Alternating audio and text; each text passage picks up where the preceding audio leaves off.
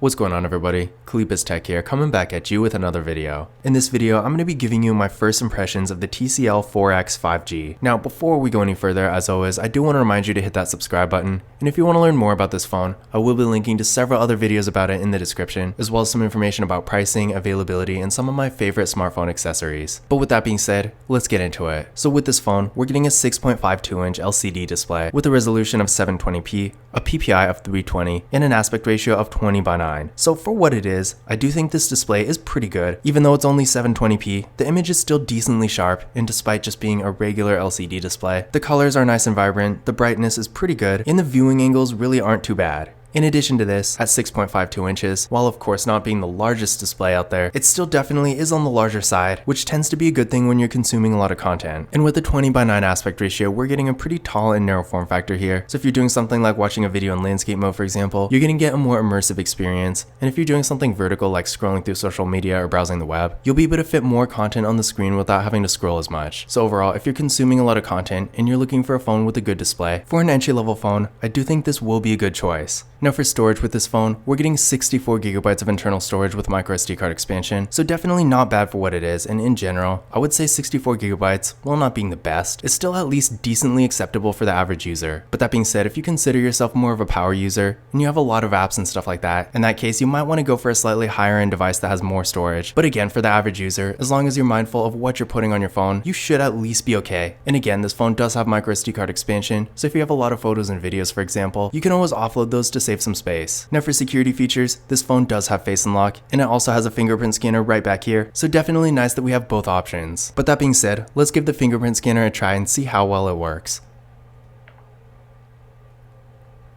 There we go, one more time. And there we go. So as you can see, real fast and responsive, no issues at all. And again, don't forget this phone does have face unlock as well, so if you want to use that instead, you always can. Now taking a look at the camera setup here, up front we got a water drop notch designed for the front facing camera. This camera is 13 megapixels. Then on the back, we got a triple camera setup with a 16 megapixel main camera, a 5 megapixel ultra wide camera, and a 2 megapixel macro camera. So weirdly enough, there's no depth sensing camera here, but in my experience, I will say, portrait mode still does work perfectly fine. But in general, this phone has pretty much all the features you really need, including an ultra wide camera and a macro camera. So if you're taking a lot of photos and you want a wider variety of features, then this phone will definitely at least get the job done. Now, if you want to see some actual photo samples, definitely stay tuned for my full camera review, which I will be linking to in the video description as soon as it comes out. But overall, I will say, the photo quality on this phone is pretty good for what it is. But if you have higher expectations, if you want to get photos that are really professional looking, then I would definitely recommend looking into a higher end device, because while this phone can take photos that are at least good enough for stuff like social media, for example, you have to keep in mind this is really an entry-level phone under $200, and while again the quality is at least acceptable compared to a much higher end device, if you really want to get the best photos, there definitely will be better options. But again, that being said, if you're more of a casual camera user and you're just taking a couple photos here and there to share on something like social media, then the TCL 4X 5G will get the job done.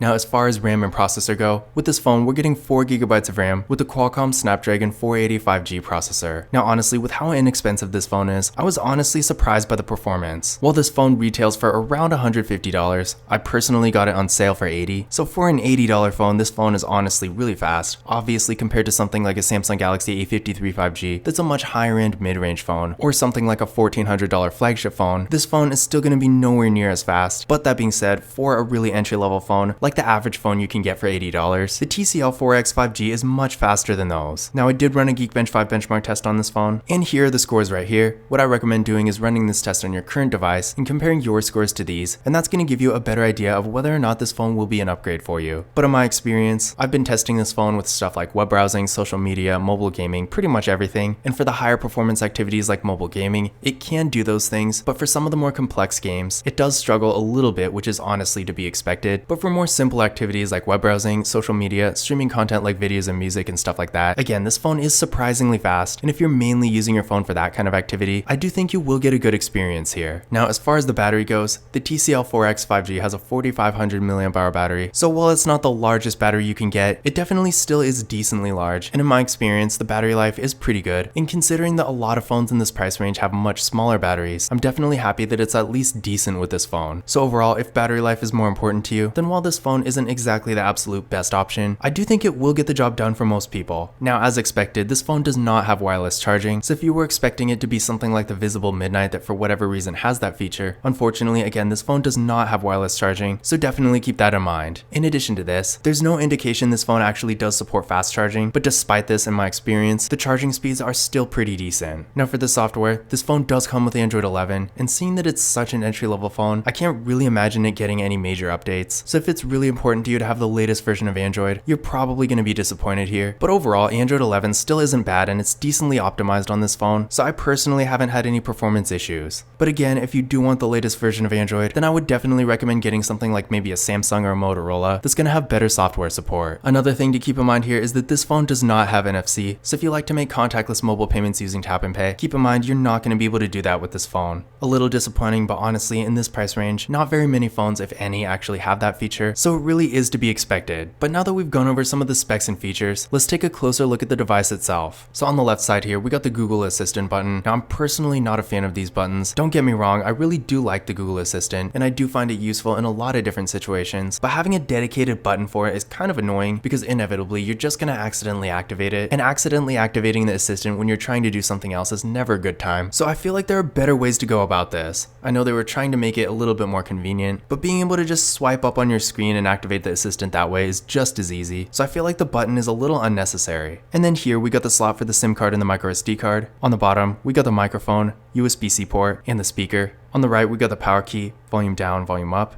On the top, we got the noise cancelling microphone, 3.5mm headphone jack, and on the back, we got the camera module and our fingerprint scanner.